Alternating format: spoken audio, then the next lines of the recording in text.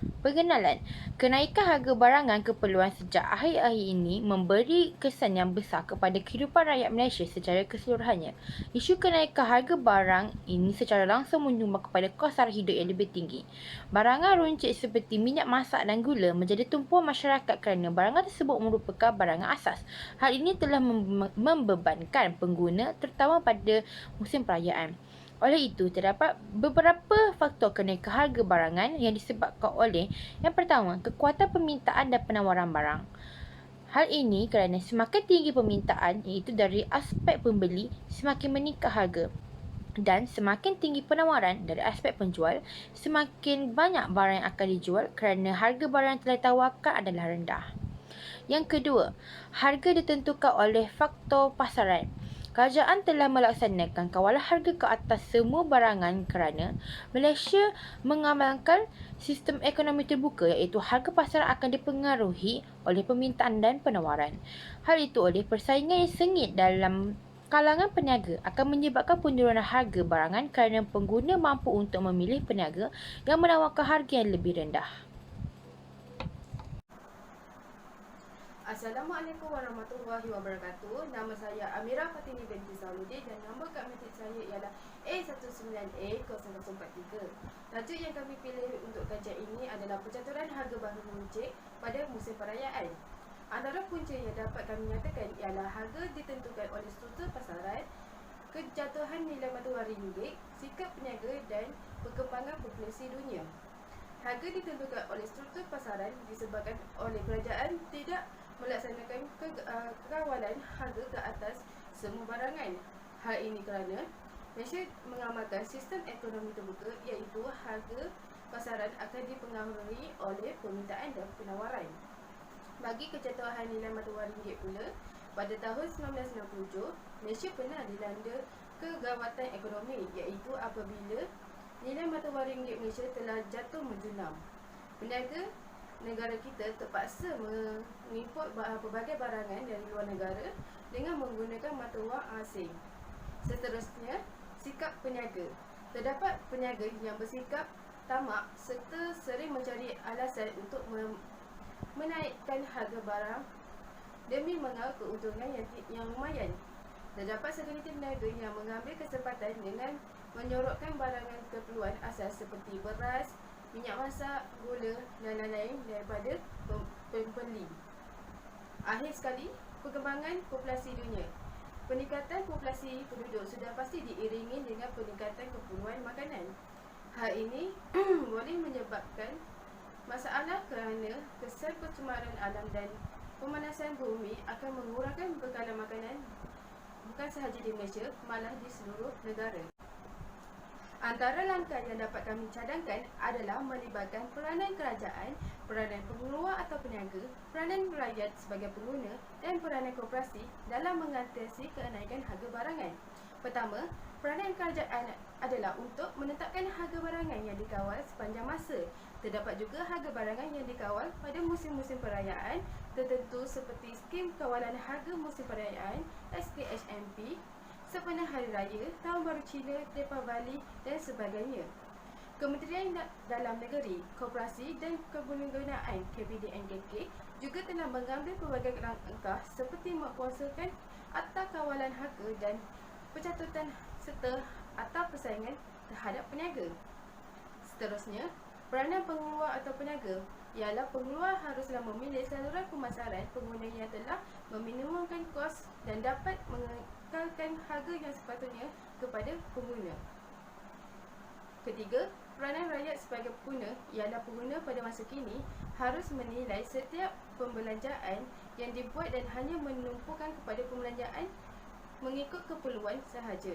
Sebelum ingin membuat pembelanjaan, pengguna haruslah menyenaraikan segala keperluan yang hendak dibeli agar tidak berlaku sebarang pembaziran. Akhir sekali, peranan koperasi. Koperasi boleh menyediakan barangan dan perkhidmatan yang setanding dengan apa yang ditawarkan di pasaran tetapi pada harga yang lebih murah dan berpatutan. Assalamualaikum.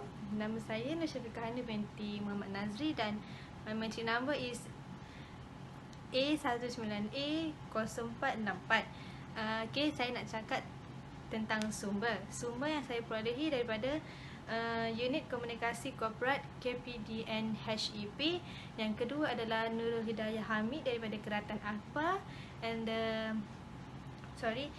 dan yang terakhir adalah daripada Samadi Ahmad, merupakan daripada Keratan Akbar juga.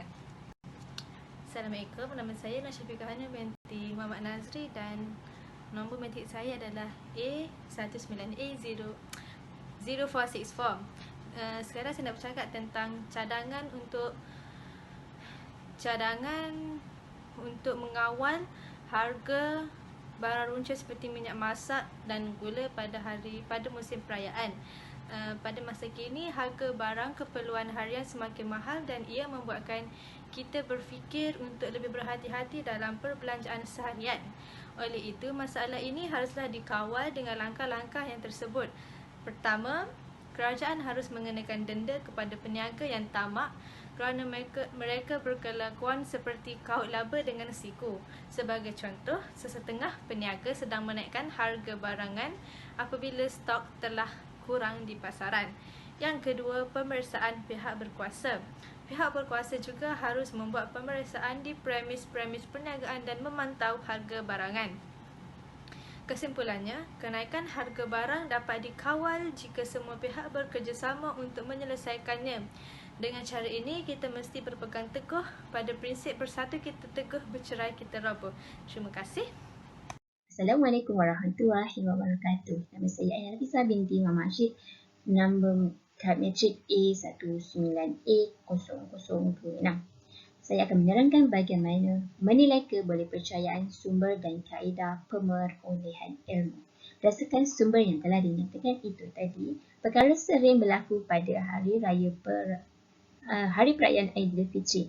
Oleh itu, Menteri Perdagangan Dalam Negeri dan Had Hewan Pengguna KPDN HEP mengambil inisiatif untuk mengadakan tinjauan terhadap semua premis perniagaan berdasarkan topik ontologi yang telah kami pelajari. Berdasarkan hujah skeptisism ada mengatakan akal tidak mampu untuk sampai kepada pengetahuan dengan yakin. Ini kerana setiap kebenaran perlukan bukti. Bukti tersebut perlu dibuktikan dengan bukti yang lain. Berdasarkan sumber-sumber yang telah kami peroleh, itu adalah bukti-bukti yang telah kami dapati. Akhirnya, masalah percaturan harga bahan mentah dapat dibendung semasa hari perayaan. Maka sumber-sumber tersebut boleh dipercayai. Pada Aina, kini giliran saya untuk memberikan apakah kaedah pemerolehan ilmu yang digunakan daripada sumber-sumber tersebut.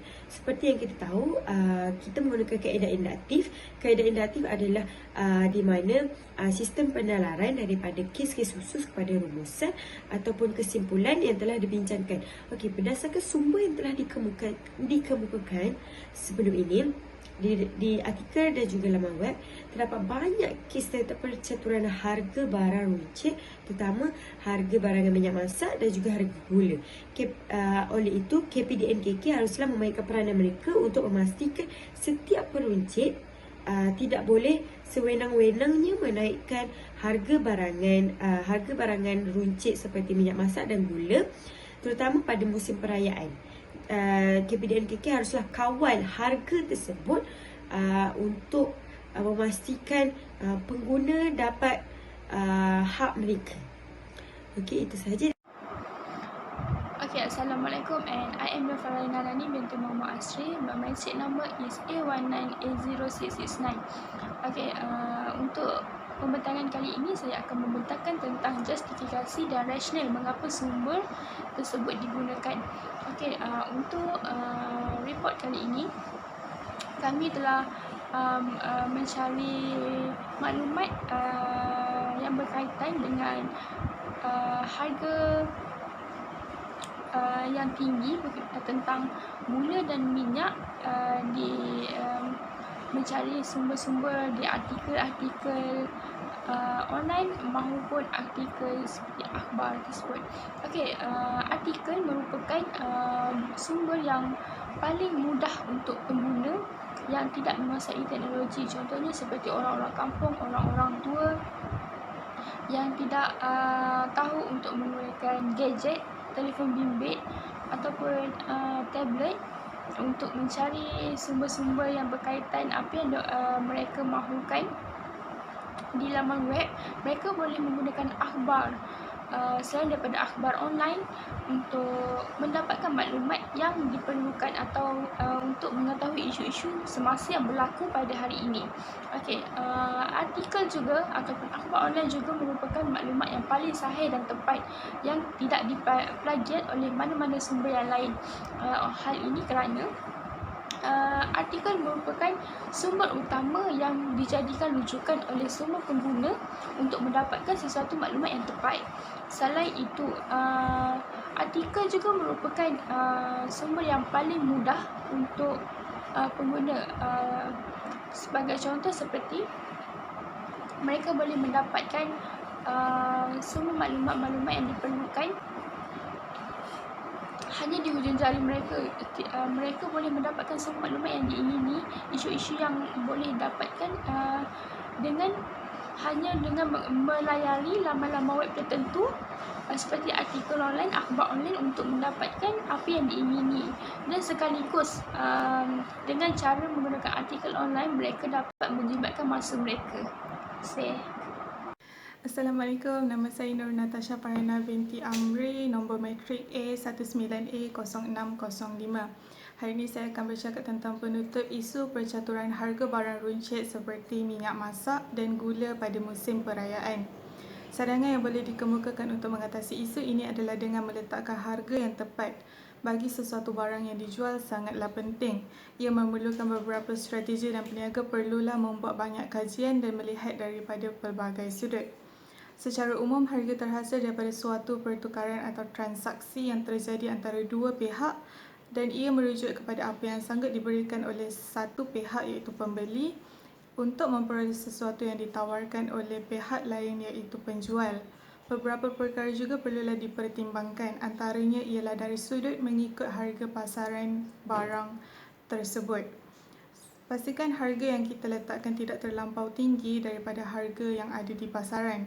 Tambahan pula, ia juga akan menjadikan sesuatu produk itu sebagai satu produk yang hanya mampu dimiliki oleh sesetengah orang sahaja dan pastinya ramai pembeli yang akan berebut untuk membeli produk ini kerana mereka tidak mahu ketinggalan. Terima kasih.